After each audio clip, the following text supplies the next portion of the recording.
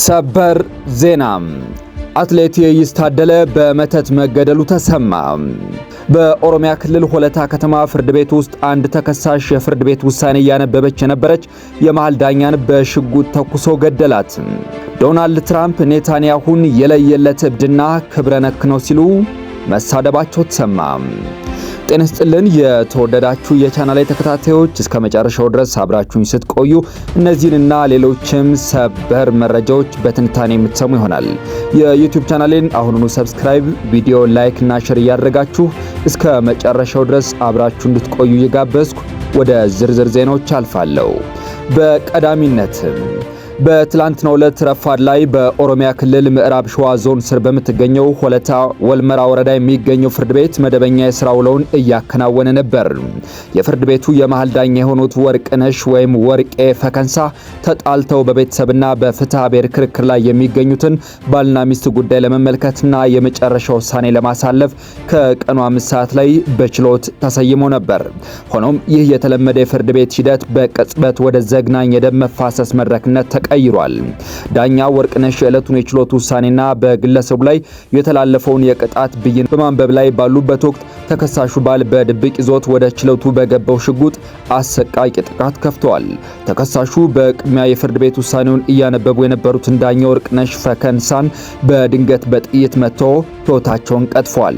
ወዲያውኑም ዞሮ አብረው በክርክር ላይ የነበረችውን ከሳሽ ሚስቱን በተመሳሳይ ሁኔታ በመተኮስ ሕይወቷ በዚያው በችሎቱ ውስጥ እንዲያልፍ አድርጓል። ይህንን ዘግናኝ ድርብ ግድያ ከፈጸመ በኋላ ተከሳሹ በያዘው ሽጉጥ ራሱን በመምታት ሕይወቱን ለማጥፋት ቢሞክርም ክፉኛ ቆስሎ ከሞት መትረፉን መረጃዎች ያመለክታሉ።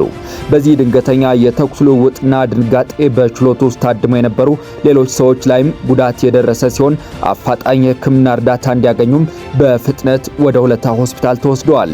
ይህ የፍርድ ቤት ውስጥ ግድያ የሕግ ባለሙያዎችንና አጠቃላይ ማህበረሰቡን በእጅጉ ያስደነገጠና በሐዘን የሞላ ክስተት ሆኗል። ድርጊቱን ይፋ ያደረገው አክሰስ ቱ ጀስቲስ ኢኒሺዬቲቭ ኢትዮጵያ አንድ ግለሰብ ታጥቆ ወደ ፍርድ ቤት አዳራሽ መግባት መቻሉ የፍርድ ቤቶችን የጸጥታና የፍተሻ አሰራር ምን ያህል ደካማ እንደሆነ በአሳዛኝ ሁኔታ አሳይቷል በማለት የጸጥታ ክፍተቱን አሳሳቢነት በግልጽ አስቀምጧል። በትላንትናው ረፋድ ዕለት በኦሮሚያ ክልል ሸገር ከተማ አስተዳደር ስር በምትገኘው ሰንዳፋ አካባቢ የተለመደው የአትሌቶች ልምምድ እየተካሄደ ነበር። ላቡን እያፈሰሰ የነገ ሀገራዊና ዓለም አቀፋዊ የድል ህልሙን ሰንቆ ሲሮጥ የነበረው አትሌት የይስ ታደለው ግን ቀኑ የህይወቱ ማብቂያ እንደሚሆን አላሰበም ነበር። አካባቢውን በድንጋጤ ያናወጠ የተኩስ ድምፅ ተሰማ። አትሌት የይስም አብሮት ልምምድ ይሰራ ከነበረ ሌላ አትሌት በተተኮሰበት ጥይት ተመቶ በዚያው ልምምድ ሜዳ ላይ ህይወቱ ሊያልፍ ችሏል። የአሰቃቂና ያልተጠበቀ ድርጊት የስፖርቱን ቤተሰብም ሆነ የአካባቢውን ነዋሪ በከባድ ሐዘንና ድንጋጤ ውስጥ የከተተ ነበር። የዚህ ወጣት አትሌት ሥርዓተ ቀብር ዛሬ ከቀኑ 6 ሰዓት ላይ በበኬ ማርያም ቤተክርስቲያን በከፍተኛ ሐዘን ተፈጽሟል። ወደ ውጭ ዜና ሳልፍ እስራኤልና ሊባኖስ ሄዝቦላ ጥቃቱን ካቆመ የተኩስ አቁሙን ተግባራዊ ለማድረግ ተስማሙ። ሀገራቱ ከስምምነት ላይ መድረሳቸውን የአሜሪካ የውጭ ጉዳይ ሚኒስቴር ባወጣው መግለጫ አስታውቋል። የስምምነቱ ተግባራዊነትና ዋነኛ ማጠንጠኛ የሄዝቦላ ሙሉ ለሙሉ ጥቃት ማቆም መሆኑም ተመላክቷል። የስምምነቱ ሐሳብ ብቅ ያለው ረቡዕ ዕለት እስራኤል በደቡባዊ ሊባኖስ በፈጸመችው ጥቃት የ9 ሰዎች ሕይወት ሲያልፍ ሄዝቦላ በምላሹ በሰሜናዊ እስራኤል ሮኬት ተኩሷል። የሆም ሀገራቱ ባለፈው ሚያዝያ ያደረሱትን የተኩስ አቁም በሁለት ወገን እንዲጥስ አድርጎታል።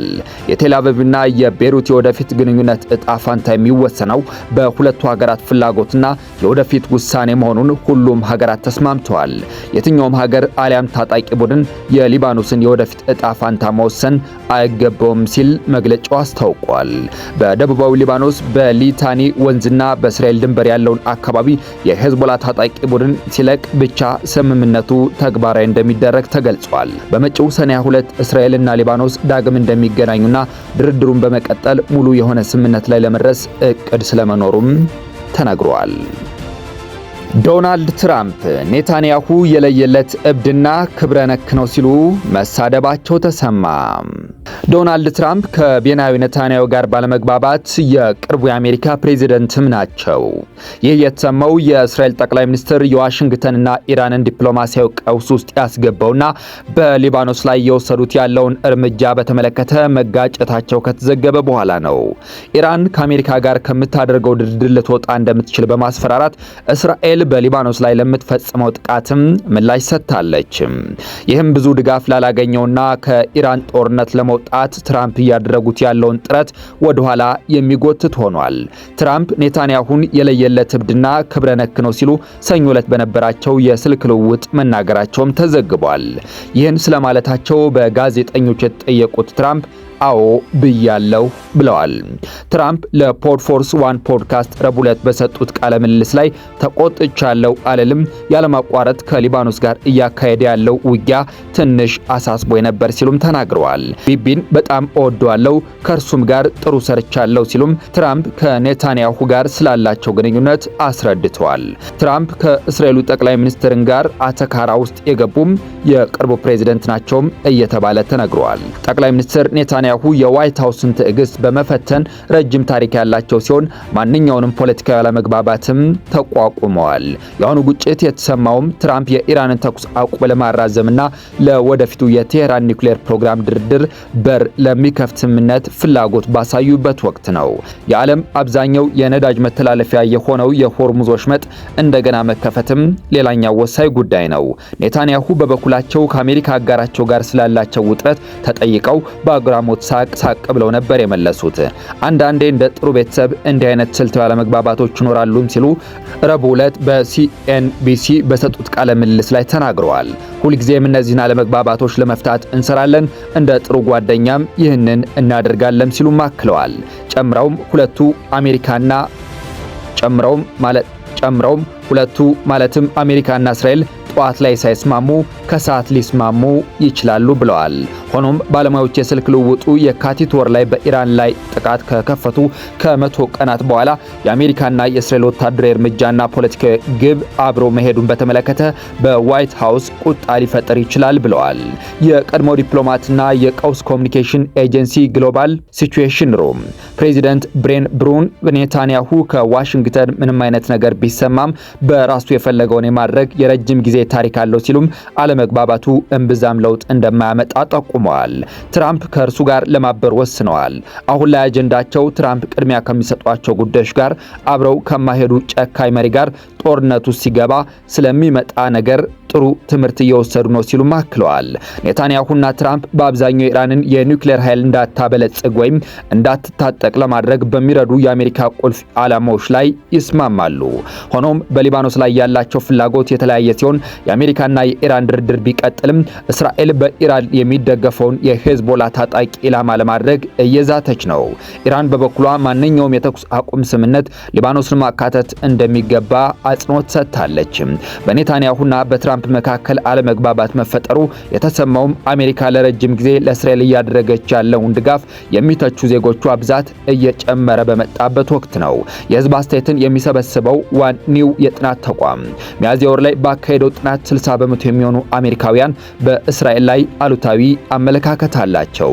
በአውሮፓውያኑ በ2023 ከሐማስ ጋር ጦርነት ከመጀመሩ በፊት አሉታዊ አመለካከት ያላቸው 42 በመቶ የሚሆኑ አሜሪካውያን ነበሩ። በርካታ ታዋቂ ወግ አጥባቂዎችም እስራኤል ትራምፕ ወደ ኢራን ጦርነት ተስበው እንዲገቡ በማሳመን ሚና እንዳላት በአደባባይ ተናግረዋል። ይህንን ግን ዋይት ሃውስና ኔታንያሁ አስተባብለውታል። ጦርነቱን ከሚተቹት መካከል የሆኑትና መጋቢት ወር ላይ ከመልቀቃቸው በፊት የብሔራዊ ጸረ ሽብር ማዕከልን ሲመሩ የነበሩት ጆ ኬንት አንዱ ናቸው።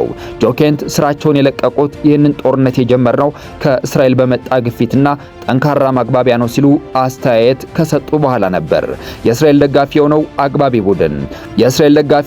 አግባቢ ቡድን አሜሪካ እስራኤል ፐብሊክ አፌርስ ኮሚቴ ለኬንት ስራ መልቀቅ በሰጠው ምላሽ ጸረ ሴማዊ የሆኑ አረጋውያን ተዋጊዎችን በማዘዋወር ክስ አቀርቦባቸዋል። በዚህ የፖለቲካ ምህዳር አንዳንድ ታዛቢዎች ትራምፕ በአገር ውስጥ የሚቀርብባቸውን ትችት ለመግባት ከኔታንያሁ ጋር እንዳይስማሙ ያነሳሳቸው ምክንያት አለ ብለው ያምናሉ። ብሩን በበኩላቸው በእስራኤልና በአሜሪካ መካከል ብርሃን ለመፍጠር አሁን ላይ ፖለቲካዊ አስፈላጊነት አለ ይላሉ።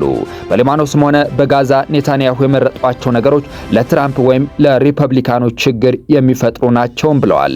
ሌሎች የአሜሪካ ፕሬዝዳንቶችም በኔታንያሁ ስጋት ገብቷቸው ራሳቸውን አግኝተውታል። የእስራኤሉ ጠቅላይ ሚኒስትር ከቢል ክሊንተን ጋርም ከኦስሎ የሰላም ስምምነት ጋር በተያያዘ ተጋጭተው እንደነበር ይታወሳል።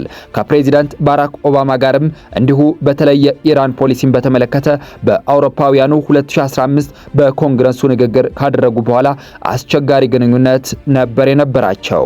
ይህ ንግግራቸው ከዋይት ሃውስ እውቅና ውጭ የተደረገም ነበር። ኔታንያሁ ከባይደን ጋር ያላቸው ግንኙነትም በተለይ የጦር መሳሪያዎችንና ጥይቶችን ቀረጥ በማስከፈል አሜሪካ ላይ ክስ ካቀረቡ በኋላ የሻከረ ይመስል ነበር። በወቅቱ ዋይት ሃውስ ክሱን ግራ የሚያጋባና የሚያበሳጭ ብሎታል። ተቀማጭነቱን በዋሽንግተን ያደረገው የመካከለኛው ምስራቅ ተቋም ውስጥ የአሜሪካ እስራኤል ግንኙነት ባለሙያ የሆኑት ናታን ሳችስ ኔታንያሁ ከአሜሪካ ፕሬዝዳንቶች ጋር ጥሩ ግንኙነት ነበረው ብለዋል። በጣም አደገኛ ተደራዳሪ ነው፣ ጠንካራ ብቻ ሳይሆን ተጠራጣሪም ናቸው ሲሉም ሳችስ አክለዋል። ትራምፕ ቀደም ብሎ ከኔታንያሁ ጋር ያላቸው ግንኙነት ላይ ያላቸውን ስጋትም ገልጸው ነበር። ባለፈው ዓመት እስራኤል በኢራን ላይ ጥቃት ከፈጸመች በኋላና የ12 ቀን ጦርነቱ ማብቃቱን ሲገልጹ ካሜራ ፊት ያልተገባ ቃል ተጠቅመዋል። ሆኖም በአጠቃላይ ግንኙነታቸው አዎንታዊ ነው። ኔታንያሁ ትራምፕን በአሜሪካ ታሪክ የእስራኤል ወሳኝ ወዳጅ ሲሉ በተደጋጋሚም ገልጸዋቸዋል። ኔታንያሁ መካከለኛው ምስራቅ ለማንኮታኮት ፈቃደኛ የሆነ ሰው አግኝተዋል ብለዋል ሳክስ። ይህ ደግሞ ኔታንያሁ በቀላሉ የሚደግፉት ነገር ነው። የጨዋታን ሕግ መለወጥና የኢራንን አከራካሪ በወታደራዊ እርምጃ ለመስበር ፈቃደኝነትን ይፈልጋል። በቅርቡ የተፈጠረው አለመግባባት በጊዜ ሂደት ያንን ጥሩ ግንኙነትም ይለውጠው እንደሆነ ግልጽ አይደለም። በጣም ወሳኝ ነው። የአንድ ጊዜ ክስተት ይሁን ወይም የከፋ አለመግባባት አናውቅም ብለዋል ሳክስ። የተወደዳችሁ የቻናሌ ቤተሰቦች ለዕለቱ ያስኳቸው ሀገራዊና ዓለም አቀፋዊ ሰበር መረጃዎችን በዚሁ አጠናቀቅኩ። ቪዲዮውን ከወደዳችሁት ላይክ፣ ቻናሌን ሰብስክራይብ ያላደረጋችሁ ደግሞ በማድረግ ቤተሰብ ይሁኑ እያልኩ ሰላም እንድትቆዩ ተመኘው።